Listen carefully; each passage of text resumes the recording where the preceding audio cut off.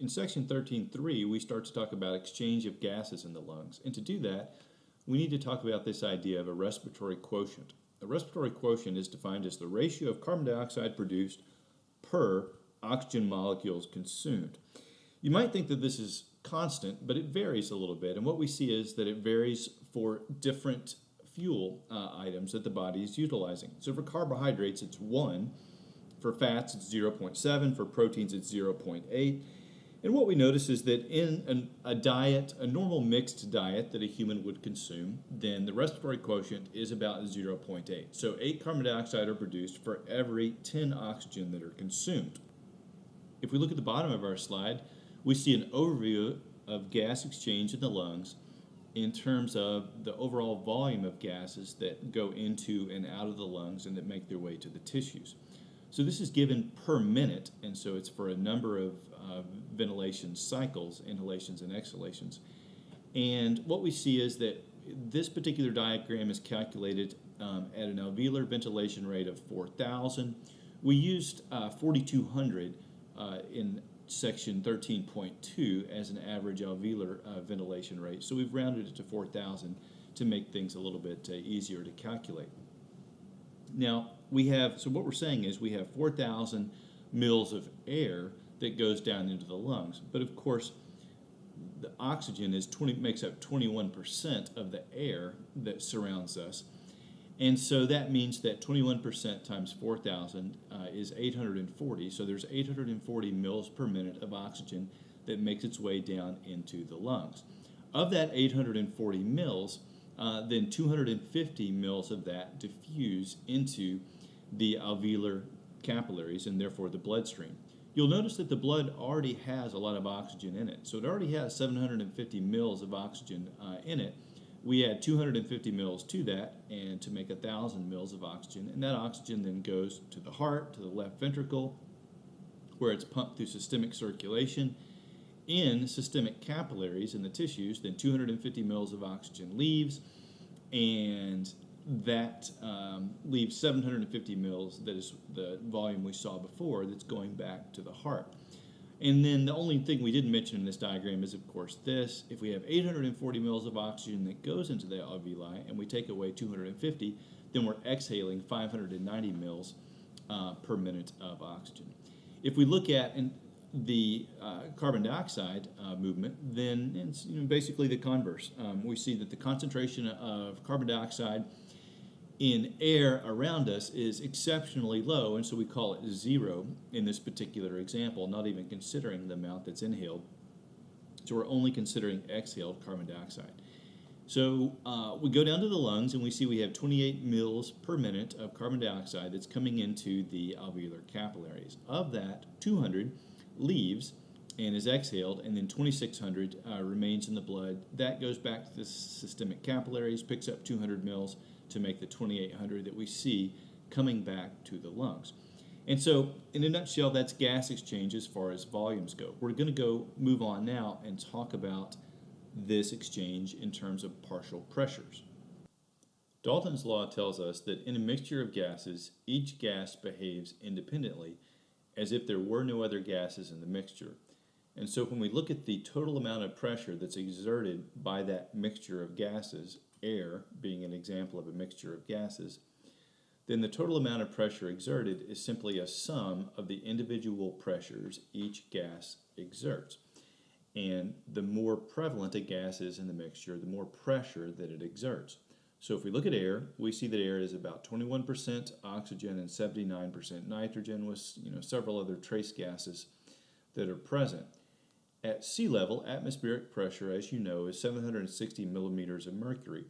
And so this means that at sea level, the partial pressure of oxygen is 760, which is the atmospheric pressure, the total amount of pressure exerted by air, times 21%, because oxygen makes up 21% of the gases that surround us, or the partial pressure of oxygen is 160 millimeters of mercury. And so, furthermore, Henry's law is important to us because it simply states this, that if a liquid and a gas are in contact with one another, the amount of gas that's dissolved in the mixture of gases will be the same as what's found in the liquid. So in equilibrium, the gas and the liquid partial pressures must be the same, And this, of course, is probably what you thought would occur, but this is absolutely essential to the diffusion of gases from the lungs into the blood. So in other words, if we have a certain percentage of a certain partial pressure of gas found in the lungs, that partial pressure would be expected to be observed for that particular gas in the alveolar blood. So let's take a look at what the actual partial pressures are in circulation. We begin here with the partial pressures of both carbon dioxide and oxygen in air. And so as we mentioned a moment ago, the partial pressure of oxygen in air is 160 millimeters of mercury. The partial pressure of carbon dioxide is 0.3 millimeters of mercury. That's in air. So in alveolar air, once we inhale that air, then some of that oxygen moves into the blood, and then, of course, some CO2 moves from the blood into the air in the alveolus. And after this occurs, the partial pressure of oxygen and CO2 in the alveoli are 105 and 40 millimeters of mercury, respectively. And so this CO2, all this gas will be exhaled, and of course a fresh set of air will be inhaled that has the partial pressures we see here.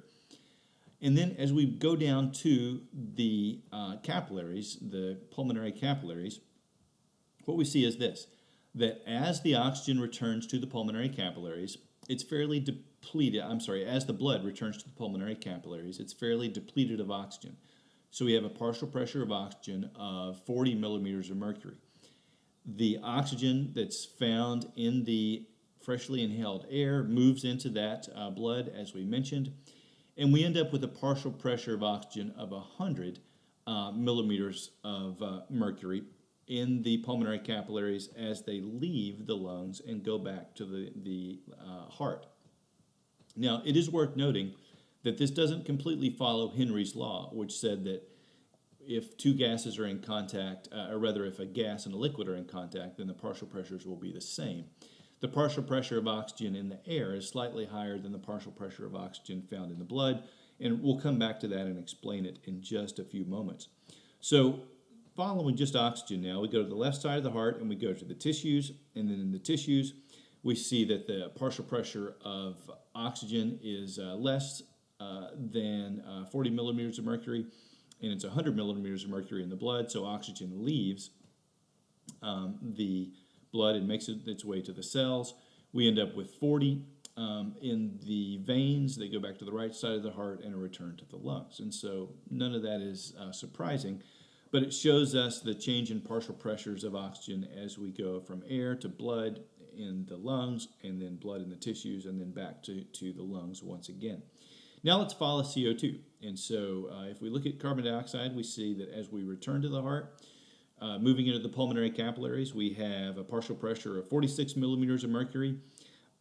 We unload a good deal of that into the alveoli, and so we end up with a partial pressure of 40 millimeters of mercury there. And you'll note that this is identical, just like as stated by Henry's law, just as would be predicted by Henry's law, to the partial pressure of carbon dioxide in the blood that's leaving the lungs and returning to the heart to be pumped through the body. We come out to the systemic capillaries with 40 millimeters of mercury. And of course, we have a partial pressure of oxygen in the tissues that's greater than 46, and so CO2 moves into the tissues, and we carry this 46, as we noted, back to the heart and unload it, back to the heart, then back to the lungs, and unload that in the lungs. And so these are the overall partial pressures we observe in respiration. So it is the differences in the partial pressures of gases in the blood and the alveoli, and then of course in the blood and the systemic capillaries, that leads to diffusion. For instance, we have the venous blood returning to the heart with a partial pressure of 40 millimeters of mercury. We have a partial pressure of 160 millimeters of mercury for oxygen that is initially in the alveoli. And so a good deal of that oxygen diffuses from the air into the blood, creating this arterial blood that leaves that has a partial pressure of 100 millimeters of mercury. Conversely, When we go to the tissues, we see that arterial blood has a partial pressure of carbon dioxide of 40 millimeters of mercury, and in the tissues, the partial pressure of carbon dioxide is somewhere above 46. So in the venous blood that is returning, we have this partial pressure of carbon dioxide of 46 millimeters of mercury. What we see is this, that when we're in the lungs and the blood makes its way through the lungs, the blood is typically saturated with oxygen by the time it leaves the lungs. For instance, if we look at the diagram in the lower right-hand side of our screen, we have the percent of capillary length on the x-axis, and we have pulmonary capillary partial pressure on the y-axis. And what we see is that in a healthy lung, shown by the green line, then even before we get to 38, 39, maybe 40% of capillary length, then we have saturated the blood with oxygen in a healthy lung. Now, in a disease state, for instance, if there is edema that's collected in the lungs, and so a number of these alveoli are filled with fluid, preventing gas exchange, then we may have a reduction in oxygen diffusion, and so the blood is actually leaving the lungs without being saturated with oxygen. We also notice this, that the lungs are capable of picking up more oxygen. Now, this is a greater volume of oxygen, so you can see here, of course, that when blood goes through the lungs, if it is actually flowing through the lungs, then it should be, assuming the person is healthy, saturated with oxygen when it leaves the lungs. However, we can change the volume of blood that is going through the lungs by increasing the pressure in the pulmonary circulatory system. You know that the pressure is much less in pulmonary circulation than systemic circulation. And so one result of that is that if we look at the lungs, the capillaries at the very top of the lungs are often closed during resting conditions when the blood pressure is relatively low, and it's simply not high enough to open up the capillaries found at the top of the lungs. And this is completely normal, the way the body is supposed to function. And so during exercise, the pressure increases in pulmonary circulation, and so that increased pressure is sufficient to open the capillaries at the top of the lungs, leading to a greater volume of blood making its way through the lungs, also more rapid pumping, and therefore greater oxygen delivery to the body. And that is, of course, adaptive because it's needed during exercise.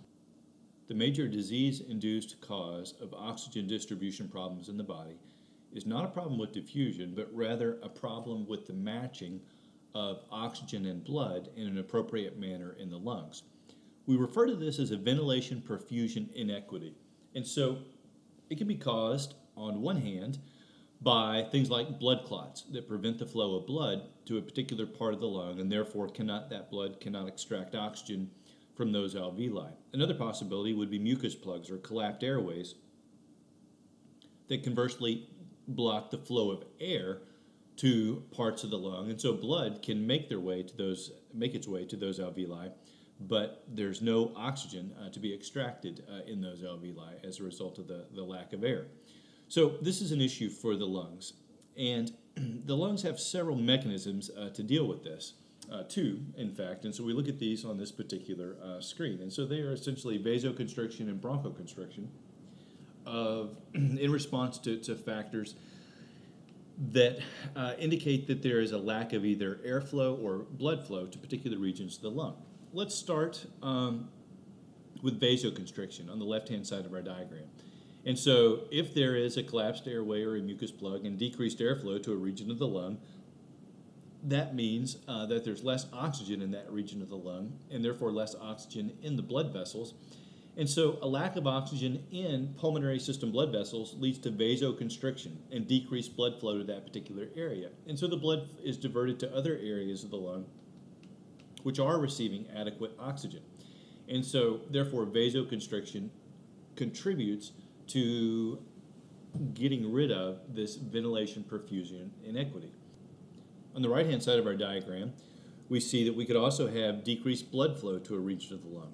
If that happens, then we have less CO2 being delivered to that region of the lung. Therefore, we have a lower partial pressure of CO2 in the alveoli.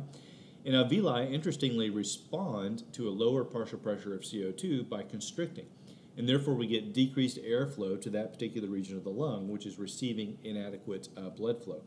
And so these two mechanisms help prevent this ventilation perfusion inequity, and our lungs in a healthy person, at least, are fairly efficient at matching oxygenated air with a high partial pressure of oxygen, to deoxygenated blood that's coming back to the lungs to pick up oxygen.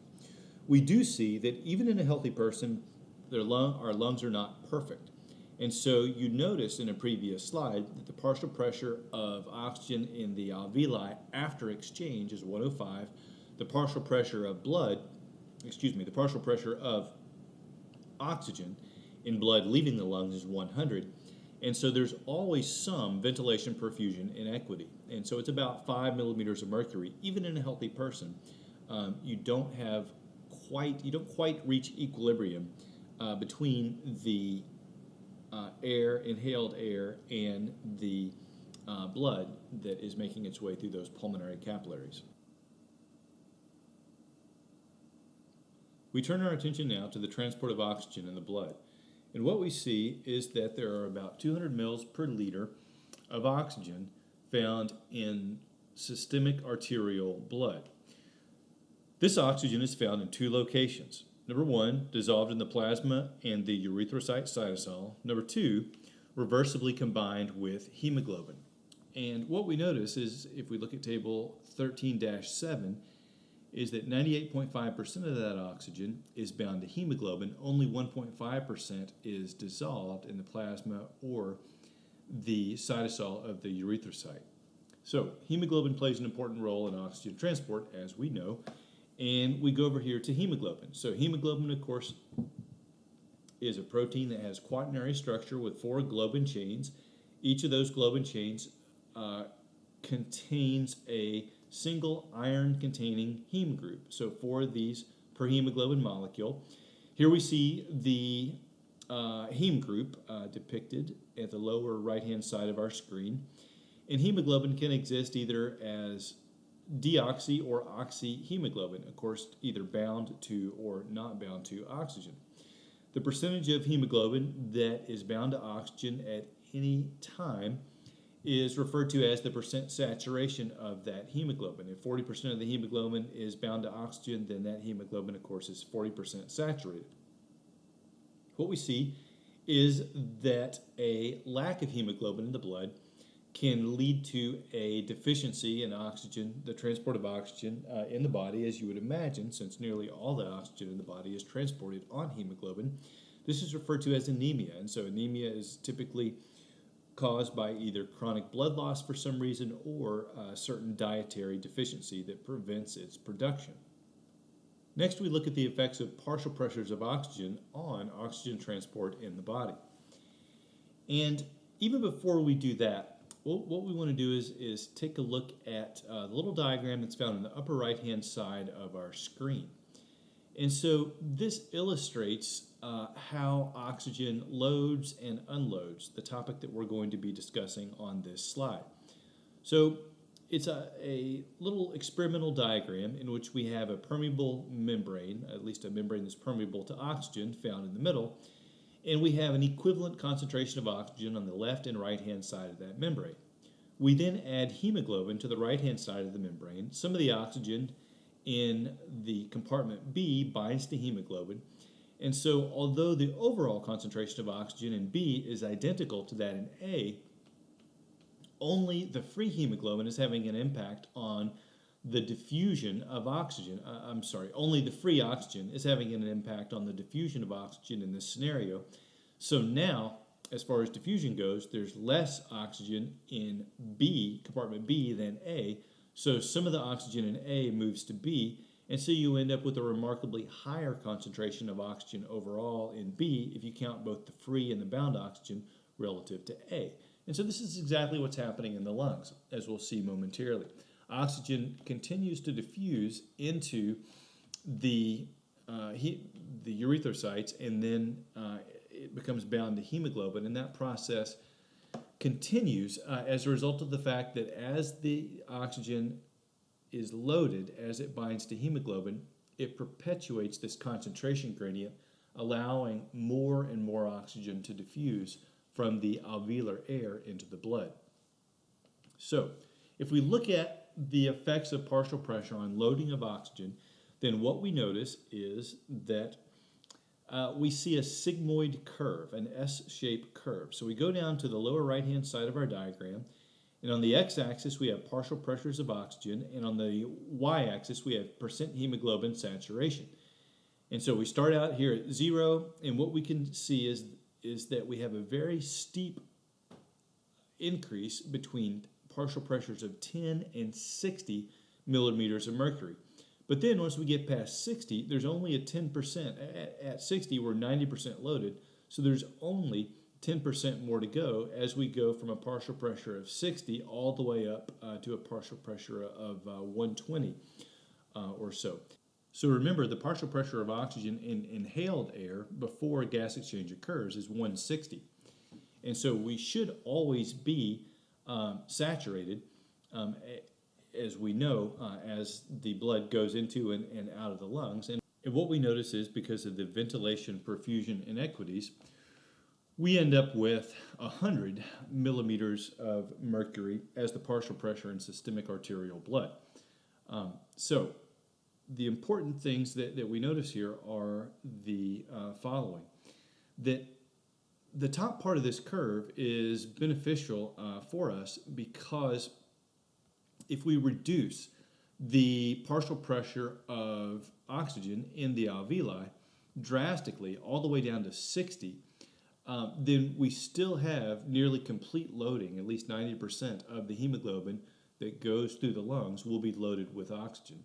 This means that we could either go to a very high altitude and still extract enough oxygen from the air, or if we have some lung disease, maybe a temporary one, such as bronchitis, that obstructs airflow and therefore reduces the partial pressure of oxygen, we still should be delivering sufficient oxygen in our body to sustain life and good health. However, if we look at the left-hand side of our diagram, we also see some important factors. And so what we see here is that in the tissues, we have a partial pressure of oxygen of less than 40 millimeters of mercury. And once we get to the 40 millimeters of mercury portion of our curve, we see that we have a very drastic drop in the saturation state of hemoglobin. And so this is very beneficial. Once we get to the tissues, we want hemoglobin to unload very rapidly, delivering oxygen to the tissues. This also means that an exercising tissue is likely to receive more oxygen than a non-exercising tissue. And so without any sort of adjustment at all, then if we simply reduce the partial pressure of oxygen, say in skeletal muscle, such as would be observed if that skeletal muscle is exercising and its consumption of oxygen has increased, then we will increase the unloading of oxygen in those capillaries that are perfusing those particular tissues, and therefore increase the amount of oxygen that is making its way to those tissues. Now, on the other hand, what we see is that we can have factors that take this curve and that alter it in one mode or another. So one example would be carbon monoxide. We're aware of the fact that carbon monoxide is a product of combustion in gasoline engines, and it's very dangerous. Many people per year die as a result of carbon monoxide poisoning. And carbon monoxide does two things that are very dangerous that are listed on the bottom of our slide here. One is that it binds to hemoglobin with an affinity that's 210 times greater than the affinity to which oxygen binds to hemoglobin. And so this, of course, is very dangerous because it binds and oxygen cannot bind to hemoglobin, so it reduces the overall amount of oxygen that's being transported in the blood. But the second thing it does that's dangerous is it shifts this curve to the left. And so, in other words, it steepens this curve so that at a, let's say that we have a deficiency of oxygen, and so at a partial pressure of 30 millimeters of mercury in the tissues, we should only be 50% saturated. But if we shifted the curve to the left, then at a partial pressure of 50, we might be 80% saturated. And so this is not good for the delivery of oxygen to the tissues because hemoglobin is hanging on to that oxygen not delivering it to the tissues in which the oxygen is needed. Therefore, carbon monoxide poisoning is very dangerous as a result of the impact that it has on the delivery of oxygen to the tissues. So to summarize, as oxygen is transported in the blood, the following occurs. Oxygen begins in the alveolus and it diffuses from the alveolus into the pulmonary capillary where there's a very low concentration of oxygen. Then that oxygen moves into the cytosol of the erythrocyte and then binds reversibly to hemoglobin and is transported to the tissues. If we go over here to the tissues, we see just the opposite happens. And so we see a low partial pressure of oxygen in the cells themselves. Oxygen diffuses into the cells, creating a low partial pressure of oxygen in the interstitial fluid, taking oxygen from the plasma to the interstitial fluid. And then that means that there's less oxygen in the plasma, so the oxygen moves from the cytosol of the erythrocyte into the plasma, and that allows oxygen to leave hemoglobin and make its way into the plasma. And so therefore we have the loading of oxygen in the lungs and the unloading of oxygen in the systemic capillaries. Interestingly, a number of different factors can have a significant impact on the unloading of oxygen by hemoglobin. And so we reviewed 3 of those in the graphs that are found in this particular slide. The one on the top is diphosphoglycerate, and so 2,3-diphosphoglycerate is a byproduct of glycolysis.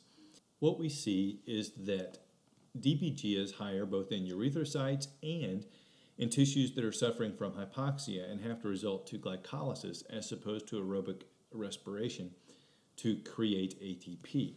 And so if we look at the top graph, we see that without DPG, we have a curve shifted to the left. The yellow line indicates normal DPG, and if we add DPG, as we would in the case of tissue suffering from hypoxia, then that's adaptive because it shifts the curve to the right, and that increases the unloading of oxygen in the tissues. In other words, at any given partial pressure of oxygen, we have less oxygen bound to hemoglobin, so therefore more of it has released and made its way into the tissues. If we look at the effects of temperature and pH, we see a similar situation. Colder temperature means a shift in the curve to the left, and a warmer temperature means a shift in the curve to the right. This is adaptive because exercising tissues are likely to have higher temperatures, and therefore this would facilitate the unloading of oxygen in those tissues. Likewise, if we look at the effects of acidity, we see that an increase in pH and therefore a decrease in acidity shifts the curve to the left, and a decrease in pH and an increase in acidity, shown in the purple line here, shifts the curve to the right. As a result of the production of lactic acid, exercising tissues are likely to have a lower pH, and therefore the oxygen attached to hemoglobin in those tissues would have less affinity for hemoglobin, and more of that oxygen would be released into the tissues where the oxygen is needed. This is a result in all these cases of allosteric interactions and modulation. And so each of these factors changes ever so slightly the structure of hemoglobin, reducing the affinity of hemoglobin for oxygen. Lastly, we talk about fetal hemoglobin. Interestingly, the hemoglobin produced by a fetus is different than the hemoglobin produced by an adult. We see adult hemoglobin depicted on the left-hand side of our screen here, in which we have 2 alpha chains and 2 beta chains. We see fetal hemoglobin depicted on the right, and we have, once again, 2 alpha chains, but in this case we have 2 gamma chains. And so fetal hemoglobin has a higher affinity for oxygen than does maternal hemoglobin. So the curve is shifted to the left in this particular case. So this makes perfect sense because we need to transfer oxygen from the mother to the fetus, not vice versa. And so the presence of these different types of hemoglobins is adaptive because it facilitates the transfer of oxygen in that direction. We now turn our attention to the transport of carbon dioxide in the blood. What we notice is that carbon dioxide is more soluble in water than is oxygen.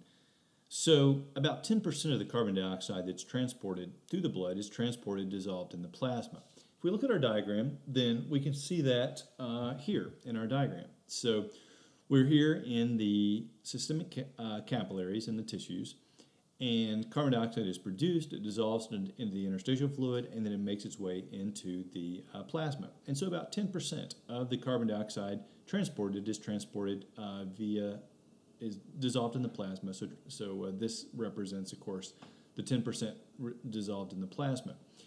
About 25 to 30% of the carbon dioxide that is transported bound to hemoglobin in a form referred to as carbaminohemoglobin.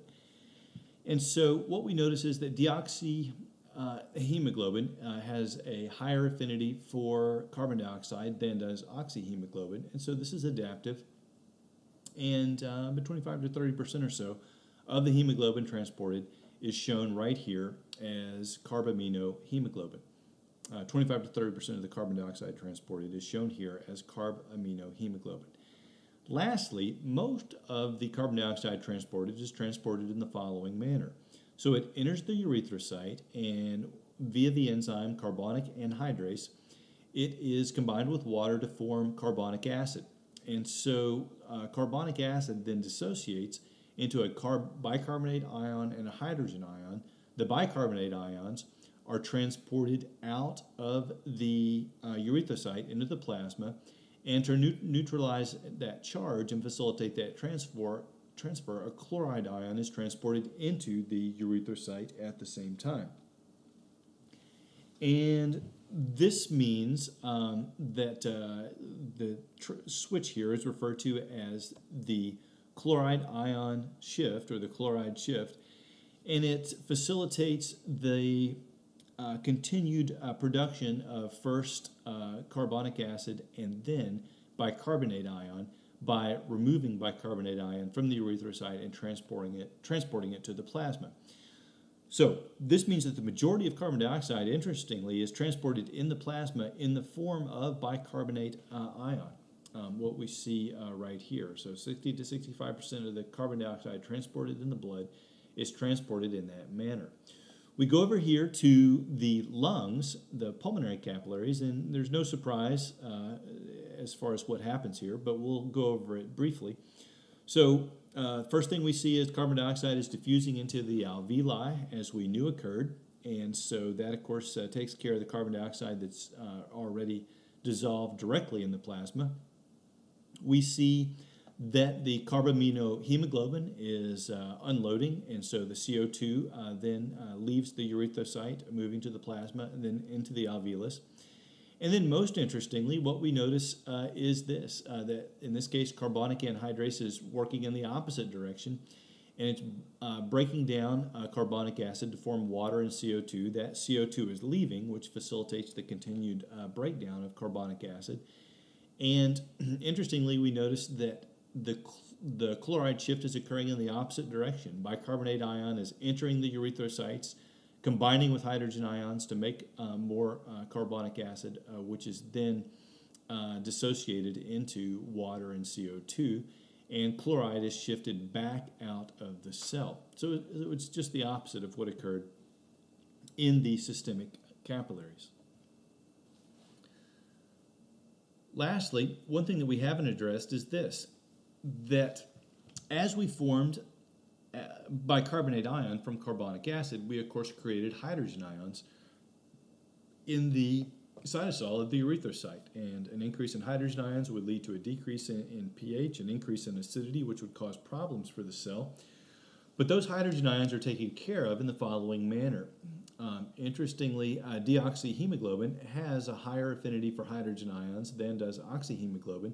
So most of those hydrogen ions bind to deoxyhemoglobin, and this creates a nice buffer. So the deoxyhemoglobin molecule serves as a buffer and prevents a change in the pH of the cytosol of the erythrocyte. Then, of course, when you get back to the lungs, in a step that's not shown here, you release the carbon dioxide and everything goes backwards, and so you have to release that hydrogen ion from the deoxyhemoglobin. It goes back to carbonic acid, and everything moves in the opposite direction as we discussed.